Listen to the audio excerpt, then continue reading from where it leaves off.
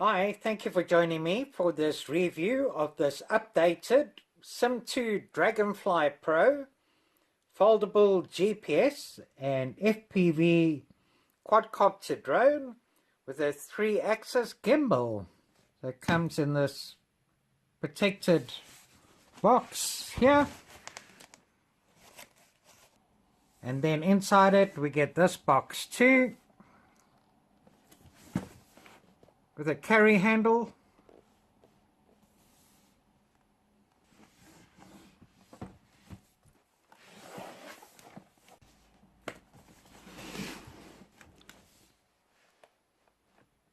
So it's also a follow me drone.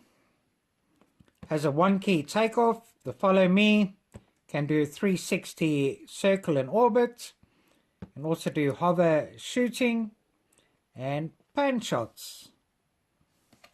If we open the box,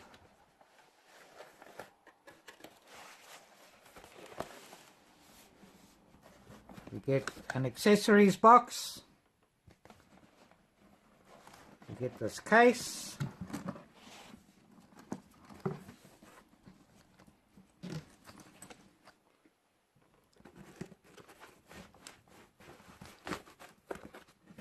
We get the battery.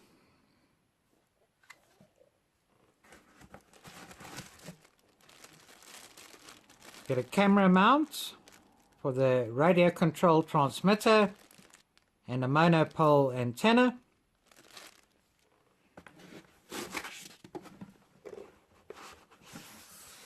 And we also get the radio control transmitter. And then, as if it's not well packaged enough, we get this case, which is a fairly hard shell, not a complete hard shell. The carry handle, a nice rubber grip strap on it too, and a good zip. And if we open this up, here we have the foldable Simtoo Dragonfly Pro. So it folds up to a nice size. And here is a picture of its dimensions, folded and also unfolded.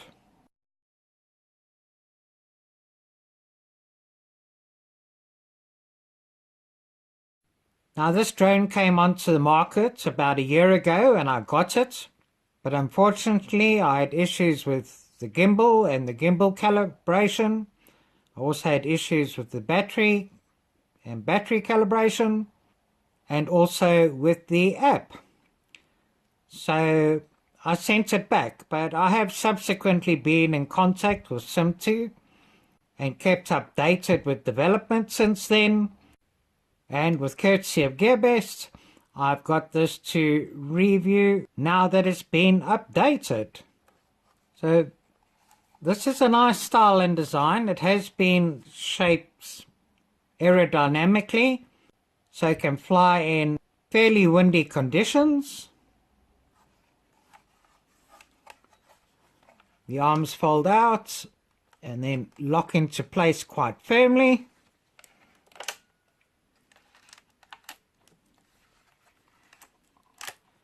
And the arms are made of carbon fiber. Here.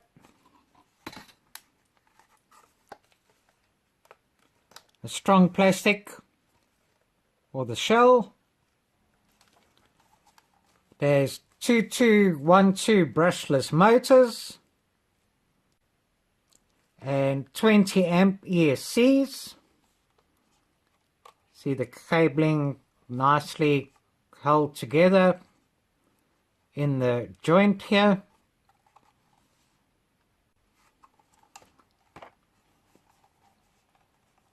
And over here, this is where the 3-axis gimbal clips on. And this is where the battery goes on. And if we look over here, here's a micro USB port that you can connect a USB cable to do compass calibration if you need to reset the compass calibration. and also a small power input port.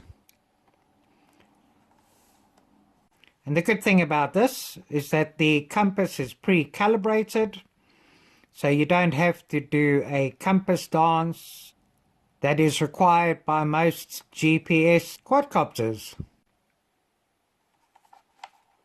It comes with this 11.1 volt 5200 mAh modular battery with an XT60 connection that slides on and connects over here.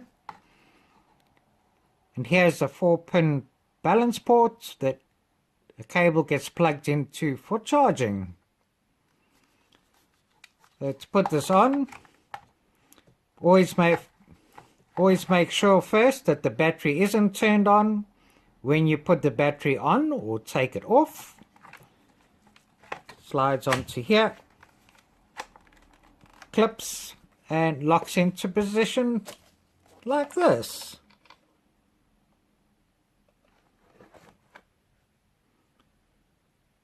Now it comes with a radio control transmitter, but this can also be flown with this wristwatch. Has a tiny little gimbal stick on it too, but we'll go into this in more details shortly. And here is our 3-axis gimbal for your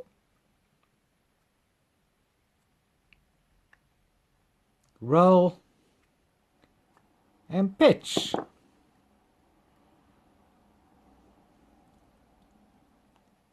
And very importantly, this mustn't be attached or removed while the quadcopter is powered on either. And then here's the camera. Now this can take pictures in 16p. It's a 4K Ultra HD camera. Also has Wi-Fi and a 170-degree field of view, and can record video up to 4K at 25 frames per second.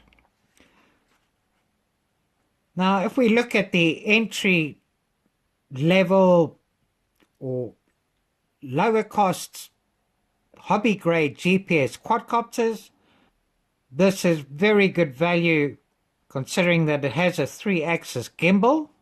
And if we have a look now at the other GPS quadcopter drones at entry level in the hobby grade segment, you can see the Xiaomi Mi drone, not foldable, but also has a 3-axis gimbal, but has a customized camera, whereas I like this, it's more versatile. You can put different cameras on and upgrade cameras a lot easier with this, or even put a GoPro on. If we look at the XK-X380C, similar but only has a 2-axis gimbal and also not foldable. The JYU Hornet also has a 3-axis gimbal but also not foldable. Then you get the Up Air 1, which doesn't have a brushless gimbal at all, just suspension mounted and not foldable. And the Hubsan H109S, which only has a 1-axis gimbal and is also not foldable. So right now this is very well priced on offer, but even when it's not on a special offer, it still is very good value by comparison.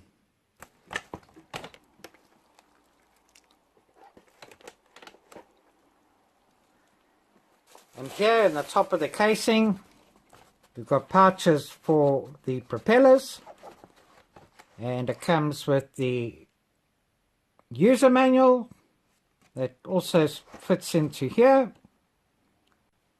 Let me just get this out of the way for now. And this is the battery charger. This is the power lead that goes in over here, figure of 8, and this plugs into a power adapter. And we also get this cable with the balance plugs. This end plugs into the port on the battery that I showed you earlier, and this other end plugs into the 3-cell balance port here. Then there are 4 lights that progressively move and show that it's charging until it gets up to 100%, and then all 4 lights remain on. And we get this USB cable with a mini USB and a USB that you can plug into a USB 2 or 3. Now this charges up the radio control transmitter, also charges up the watch, and can also be used to charge up the camera. Here are the 2 landing skids.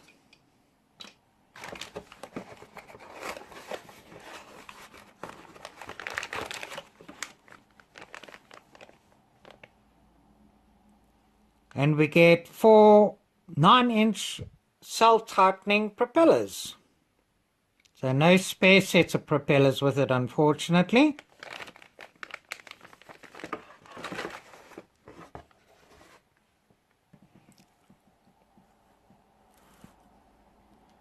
You can also get this in a red color, but I think it's only black that's really available now. And then here's our radio control transmitter. Looks very nice. Both gimbals spring loaded. Nice movement. Got a soft sort of rubber texture on the black here. Plastic. A little LCD display here, where we screw the antenna on over here.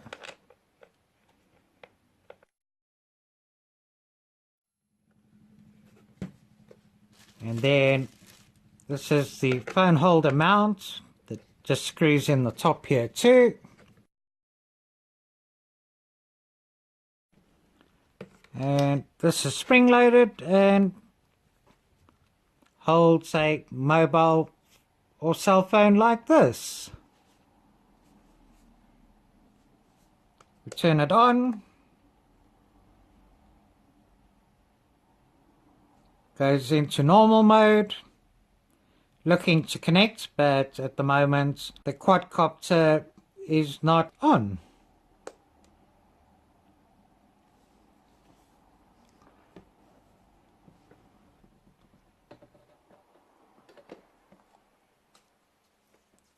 Take the landing skids here. They just slip and clip on the sides. Press that down over here. Okay, probably just need to depress this here to get it on here.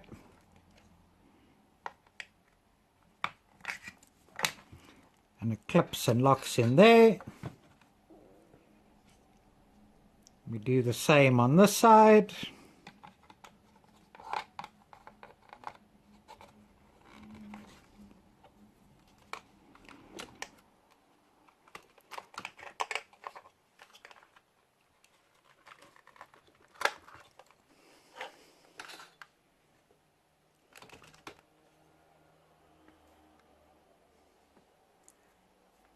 And this is the landing gear attached.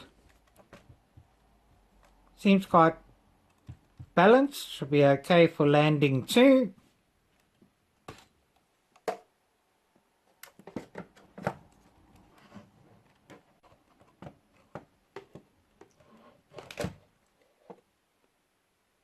Now if we have a look at the gimbal, okay, need the camera facing forward there. There's a little cavity here, and this needs to go on and secure into there.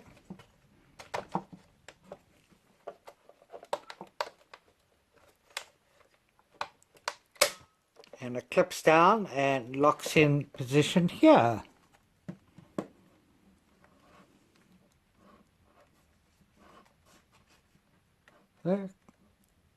good damping balls. Looks quite good, holding on there. Secure. And as I mentioned, if you do get this, make sure it's not powered on when putting the gimbal on or taking the gimbal off. The gimbal can also be calibrated. There's a micro USB port where this can be plugged into, and I'll put a link in the description for the software you can use for the gimbal calibration, and I'll also put the link in for the software you can use to do a compass calibration.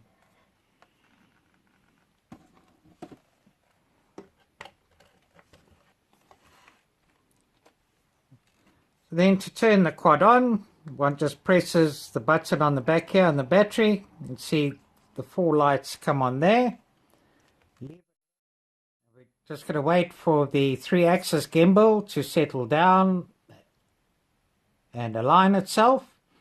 We've got flashing blue lights at the back, solid red lights on the front. Waiting for the gimbal to finish.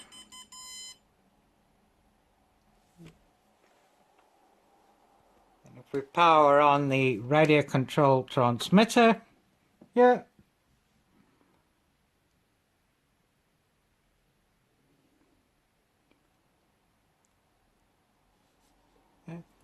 Now the gimbal is centered and we can adjust it here on the radio control transmitter. We can do pitch and yaw. And we have a look here. Tilt the craft.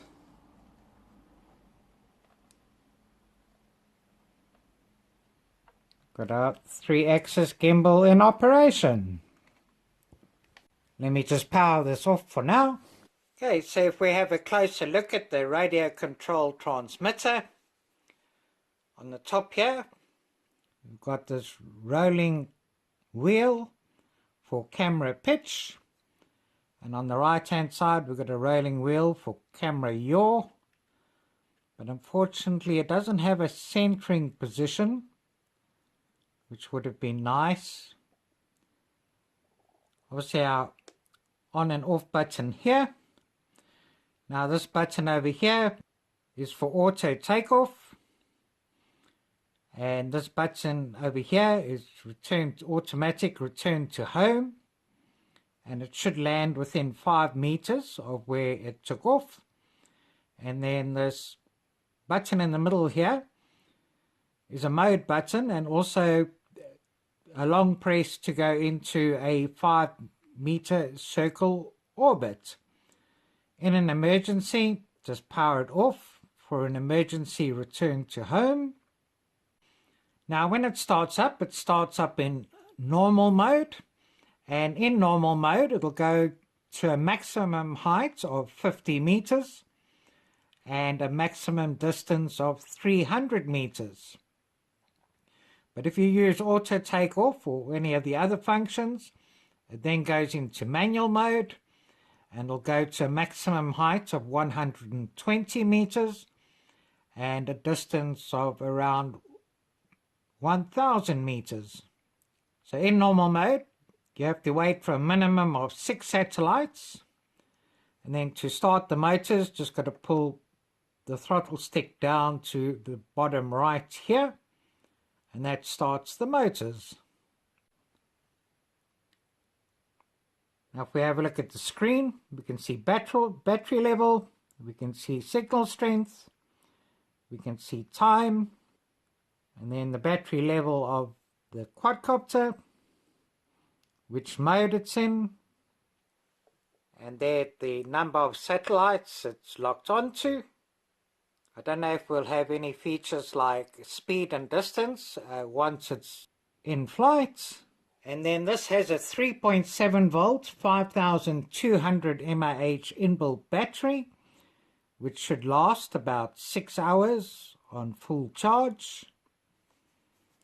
And here's the micro USB port that you plug the cable in to charge the built-in battery.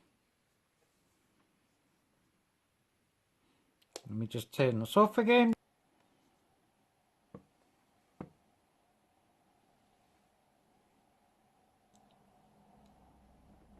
Then this is the camera, the protective lens. Take this little film cover off. Now this holds on to the gimbal with two little thumb screws, which are very nice, so you don't need any special screwdriver to unfasten and fasten it. There's the power button here, menu navigation buttons here, and OK button and mode button there. Here we've got a HD video out, and then the micro USB to charge, and the micro SD card slot here. You need to supply your own micro SD card, and this takes an SD card up to 65 gigabytes. Must be a minimum class 10, and that pops into here, and then that's it in position there. And now if we power it on, press and hold the power button. It says Wi-Fi on, and it's got its ID. But first of all, we need to download the app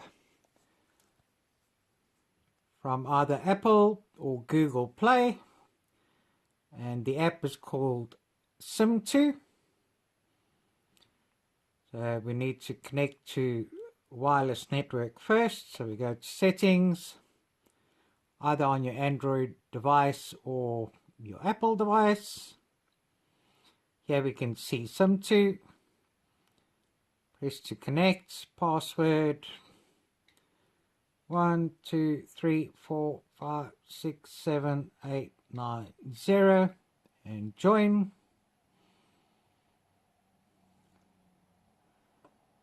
Busy connecting,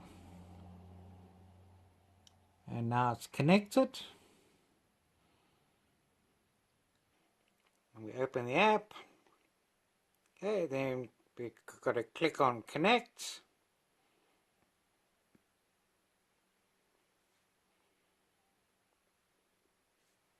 Okay, and now the camera is connected, and we have Wi-Fi.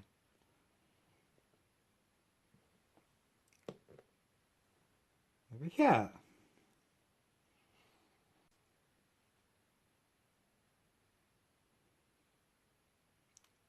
We can adjust the size of the picture.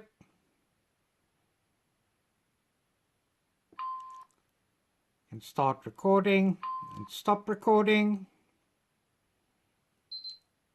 Take a photo. Go into the camera settings. Can adjust white balance, frequency, date stamp, whether you want it inverted, upside down, about. You can change the SSID and format the camera. So let's have a look. I want to format the SD card. Click confirm. There, we can clear app storage.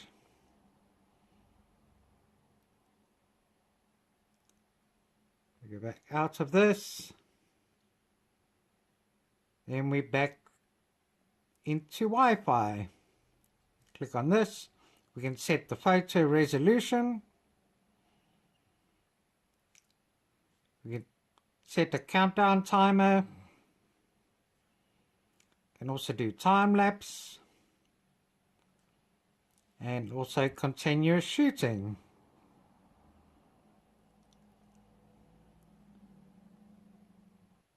These are the functions of the app. Now the Wi-Fi range is only about 30 meters. It may be a bit more. You can get a range extender, and if it's in manual mode, for anything up to about 800 meters, possibly even 1,000 meters. If we look at the camera menu itself, and to disconnect from Wi-Fi, just press the navigation button here. We go Wi-Fi off. Then we go into the main menu. We press the mode button in the front. Briefly, you can see it's in car mode, normal mode. So you can select video. If we go OK, you can start video manually by pressing OK to play. We can go out of it again and go to photo, press OK and take a picture. Press the mode button to go out, into car, no file, out of there, and press the mode button to go out again, and we're back into manual video mode. Let me just power the camera off.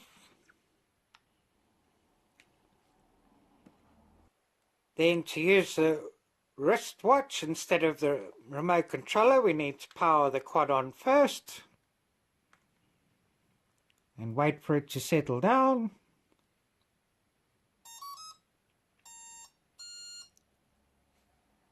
And then we press under here to connect or turn on.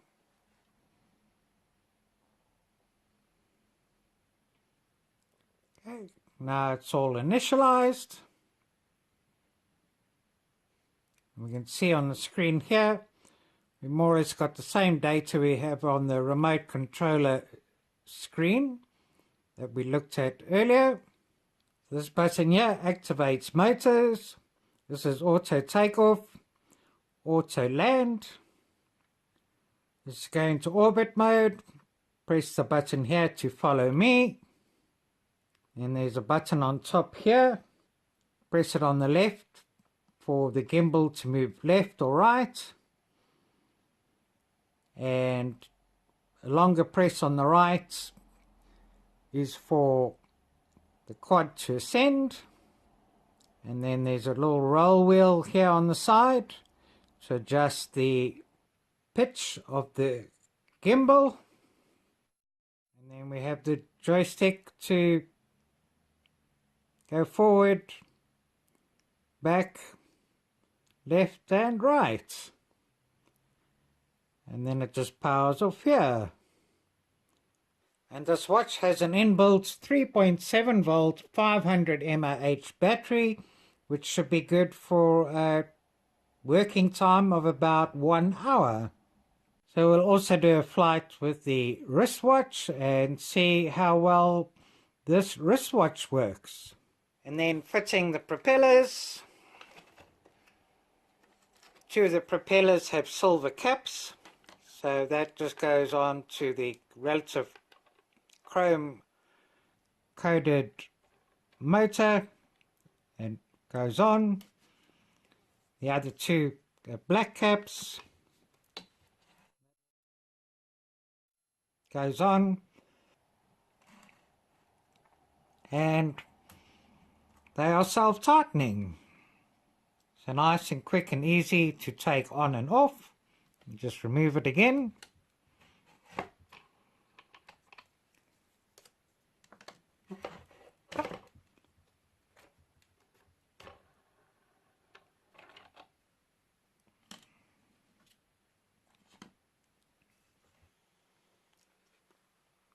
And then this user manual is a nice quality. Has some good illustrations. This gives us the contents, how to charge the battery, unfold arms, attach landing gears, propellers, gimbal and camera, attach the battery, very basic instructions on navigating the camera, how to download the app, and some very vague instructions, how to use the remote controller. Doesn't give us much information on the screen items, how to activate the motors, fly. Then the GPS watch gives us a lot more details and features. So on the remote controller, it should also show us height, should also show us distance, whether the motors are locked, when it's in follow me mode, whether it's ready to fly. And then you have the aircraft GPS signals and then also the GPS on the watch. So at least we got some good details and information here. Then preparations to fly. Power the quad on a flat surface, and because it has GPS, don't put it near any metal or where there's steel reinforcing underground. It'll do a system check. When the blue LEDs flash and it gives a beep, it means it's functioning all right. When the gimbal is level and gives a second beep sound, it says that the gimbal is functioning all right. Then if you're going to fly with the watch on, you turn on the watch and follow the procedure for this. And how to fly with the watch and use its buttons and functions.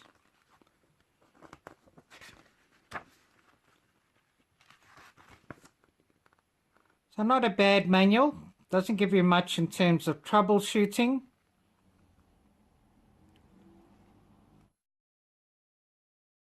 No information if you have problems with compass calibration or gimbal calibration.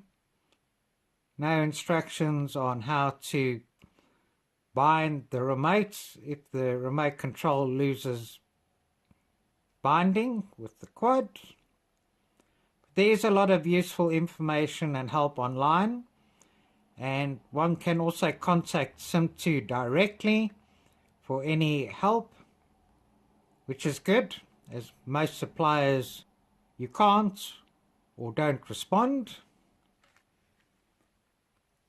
So let's take it out now and see how well it's going to perform, how stable it can be, how well the gimbal and the camera is going to work.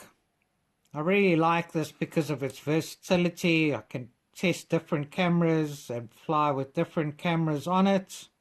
I like the portability with the carry case, and also to be able to stow it away rather than having to transport a bigger quadcopter.